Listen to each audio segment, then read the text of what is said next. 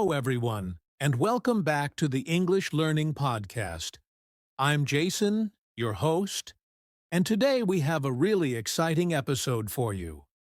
If you've ever wondered, how can I practice speaking English if I have no one to talk to? Well, you're in the right place. That's right, Jason. Hi, everyone. I'm Julia, and in today's episode, we're going to show you that practicing English alone is not only possible, it's actually one of the best ways to improve your speaking skills. Exactly. Many English learners think they need a speaking partner to improve. But here's a secret. Many fluent speakers, even professionals, practice alone before speaking with others. Yes. Think about actors, public speakers, or even news reporters. They don't just start speaking fluently in front of an audience. They practice on their own first. That's such a great point, Julia. And in this episode, we'll share some of the best techniques for practicing English by yourself. We'll cover methods like thinking in English, shadowing, self-recording, and even using technology to help improve your speaking skills.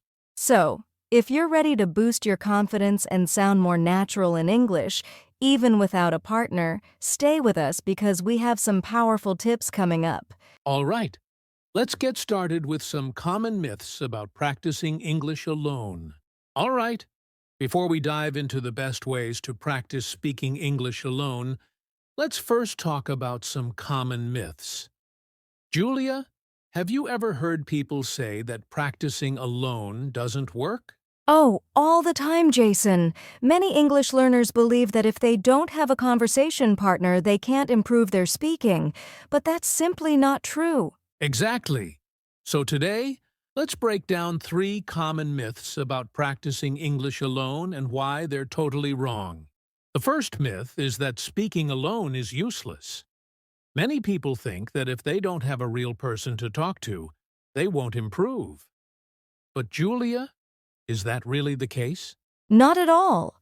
In fact, speaking alone helps you get comfortable with the language. When you practice out loud, your brain starts getting used to forming sentences in English without hesitation. That's a great point. Think about professional athletes. They don't just play matches. They also practice alone to refine their skills. Yes, and the same applies to English learners. Speaking alone helps build confidence, improve pronunciation, and strengthen fluency. Now, here's another common myth. I need a native English speaker to improve. Julia, what do you think about this one? Oh, I hear this all the time, and it's simply not true. While talking to a native speaker can help, it's not the only way to improve your English. In fact, many successful English learners have reached fluency without ever having regular conversations with native speakers. That's right. And today, with the internet, there are so many resources, videos, podcasts, and even AI chat tools that allow you to practice and listen to native-like pronunciation. Absolutely. And remember, many native speakers themselves don't always use perfect grammar. The key is to focus on improving step by step, and you don't need a native speaker for that. All right, let's talk about the third myth. Talking to yourself is weird. This one is funny because, honestly, I talk to myself all the time. Me too, Jason. And it's actually a fantastic way to practice English. Right? A lot of learners feel embarrassed about speaking English alone. But let's be real. If you don't practice, how can you improve? Exactly. And it's not weird at all. In fact, many language learners do it, and even professional speakers rehearse their speeches alone before speaking in public. That's such an important point. So, to everyone listening, don't be afraid to talk to yourself in English. It's one of the most effective ways to practice. All right, now that we've busted these myths, let's move on to the real strategies you can use to improve your speaking skills by yourself. And first up is one of my personal favorites, thinking in English. Now that we've busted those myths, let's talk about one of the most powerful techniques for improving your English when you're alone. Thinking in English. Yes, this is such a game changer. Many learners don't realize that speaking fluently starts in the mind. If you always think in your native language and then translate to English, it slows you down. Exactly. When you translate, there's always that extra step in your brain, and that makes speaking feel harder. But when you train yourself to think directly in English, you start speaking more naturally. So, Julia, how can someone start thinking in English? It sounds a little challenging at first. Great question. You can start with something really simple. Just describe what's happening around you in English. For example, if you're making breakfast, say to yourself, I am making coffee. The water is boiling. I will add sugar. That's a great tip. It forces your brain to use English without translating. You can also think in English while walking outside. Describe what you see. The weather is nice. That car is red. The birds are singing. Exactly. And another great trick is planning your day in English. For example, you can think, at 10 a.m. I will study, then I'll go to the gym. After that, I'll meet my friend for coffee. It's like having a little conversation with yourself in English. I love that. It helps make English part of your daily routine. The more you do it, the faster your brain adapts. But Julia, what if someone struggles to think in English? What can they do? Good question. If it's hard at first, start with just keywords. Instead of full sentences, try thinking in simple words. Coffee, hot, morning, delicious. Over time, your brain will start filling in the gaps naturally. That's a great point. Also, if you get stuck, try using pictures instead of words. For example, when you see an apple, don't think of the word in your native language first. Just imagine the English word apple directly. Yes, it's all about training your brain. And one more tip. Try setting a goal to think in English for at least 5 minutes a day. Slowly increase it, and soon, it will become a habit. That's amazing advice. So, everyone listening, try this today. Just start thinking in English, even if it's for a few minutes. It's a simple step, but it makes a huge difference. Absolutely. And up next, we're going to talk about another powerful technique, shadowing. This method will help you sound more like a native speaker. Stay tuned. All right, now that we've talked about thinking in English, let's move on to another powerful technique, shadowing. Julia, have you ever heard of this method? Oh, yes. Shadowing is one of the best ways to improve pronunciation, rhythm, and fluency in English. It's like training your mouth and brain at the same time. Exactly.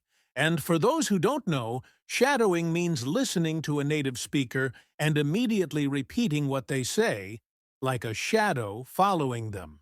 That's right. You don't pause or stop to think. You just copy the speaker as closely as possible, even their intonation and emotions. So, how can someone start using the shadowing technique? What's the first step? Great question. Step 1 is choosing the right audio material. Pick something clear and natural, like a podcast, a YouTube video, or even a scene from a movie. Yes, and it's best to start with something short, maybe a 10 to 20-second clip. Play it, listen carefully, and then try repeating right after the speaker. That's key. You don't need to understand every word perfectly.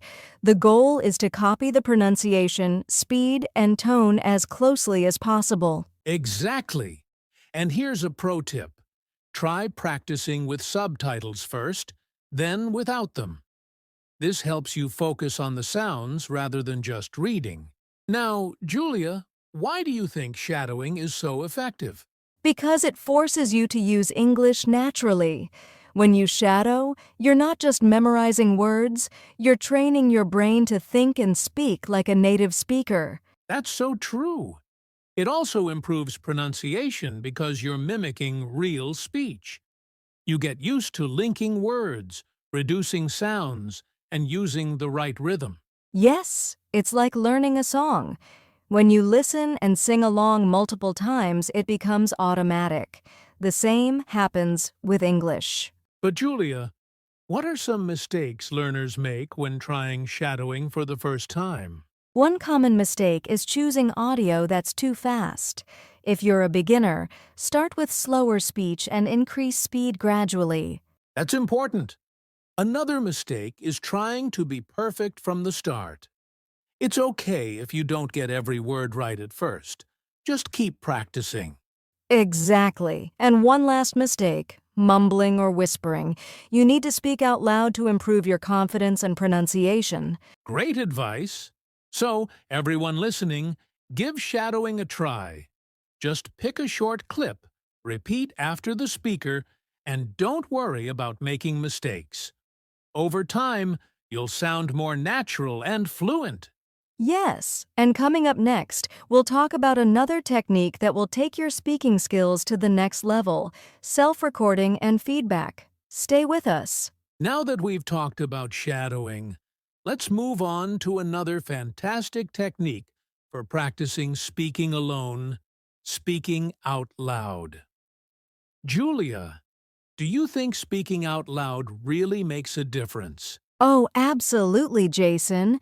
A lot of learners make the mistake of just studying English in their heads, but if you don't actually say the words out loud, your mouth doesn't get used to forming English sounds. Exactly. Speaking is like a muscle. You have to train it. And the best way to do that is by talking out loud as much as possible.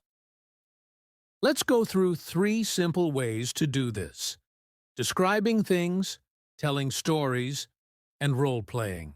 All right, first up, describing things around you. Julia, how does this work? It's super simple. Just look around and describe whatever you see.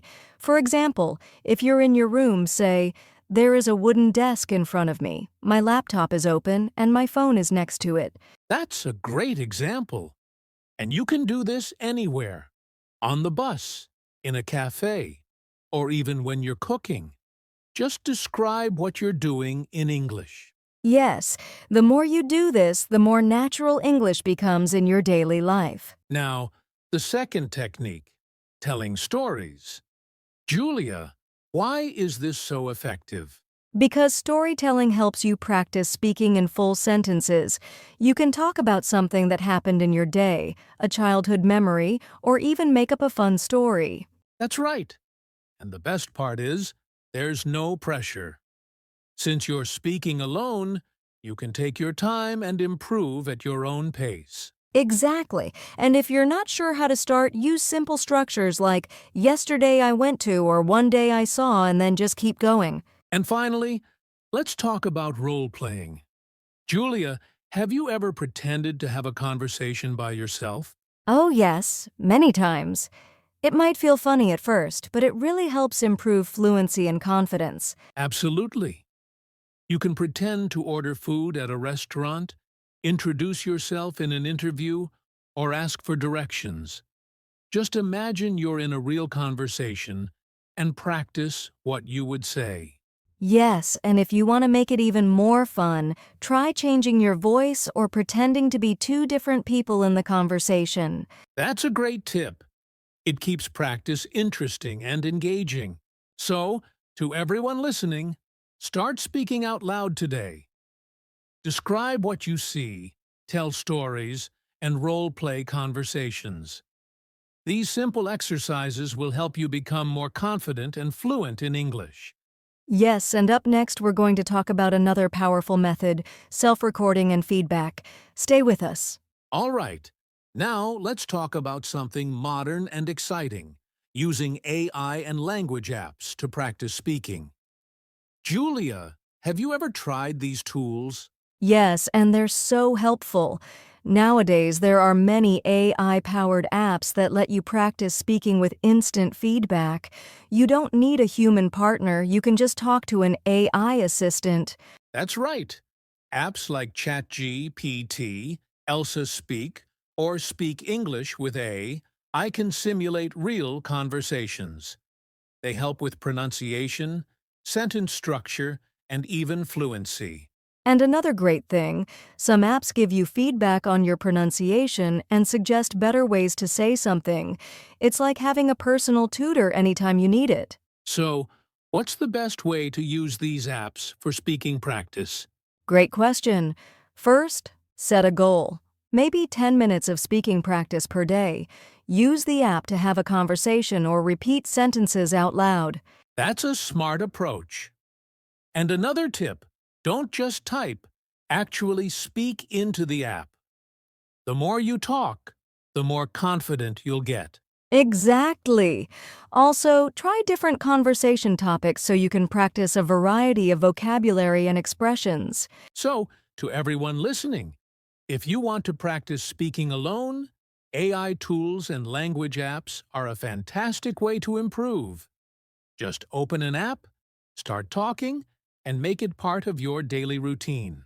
Yes, and up next, we'll wrap things up with our final thoughts and key takeaways from today's episode. Stay tuned. Now, let's talk about one of the best ways to improve your English speaking skills when practicing alone. Recording yourself.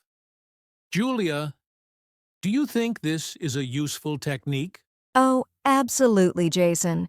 Many learners don't realize how they sound when they speak English, but when you record yourself and listen back, you can hear your pronunciation, fluency, and even small mistakes. That's so true. It might feel strange at first, but it's a powerful way to improve. When you listen to yourself, you can notice areas that need improvement and work on them.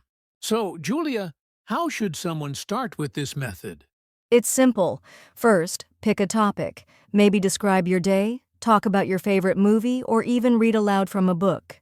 Yes. Then, use your phone or a recording app to record yourself speaking. Try to speak naturally, as if you're having a real conversation. Exactly. After that, listen to your recording and ask yourself, did I speak clearly? Did I hesitate too much? Did I pronounce words correctly? And a great tip, compare your recording to a native speaker. Listen to how they say words and try to match their pronunciation next time. So, if you want to improve quickly, start recording yourself today. It's an easy way to track your progress and build confidence in speaking English. Yes. And now let's move on to our final section, our conclusion and key takeaways from today's episode. Stay with us. Wow, Julia! We've covered so many powerful techniques today for practicing English speaking alone. Let's do a quick recap for our listeners. Yes, we started by talking about common myths, like the idea that you can't improve without a partner. That's not true. There are so many ways to practice alone. Right. Then we discussed thinking in English, which helps you stay immersed in the language. We also talked about shadowing, where you imitate native speakers to improve pronunciation and fluency. We also shared tips on speaking out loud, describing things, telling stories, and role-playing conversations. That's a great way to develop confidence. Yes, and let's not forget technology, using AI tools, language apps, and even recording yourself to track progress and improve over time. Now, before we end, I want to ask you, Julia, what's your best advice for someone who's afraid to practice speaking alone? Great question, Jason. My advice is don't be afraid to make mistakes. The more you practice, the better you'll get. And remember, no one is judging you when you practice alone. Exactly. English fluency is a journey, and every small step counts. Whether it's 5 minutes of shadowing, recording yourself, or using an AI app, consistency is the key. Yes, and most importantly, enjoy the process. Learning a language should be fun. Speak with confidence and believe in yourself. That's a perfect note to end on. To all our listeners, start practicing today. Speak out loud, Use the techniques we discussed, and don't give up. You've got this. Absolutely. Thanks for joining us today, and we'll see you in the next episode.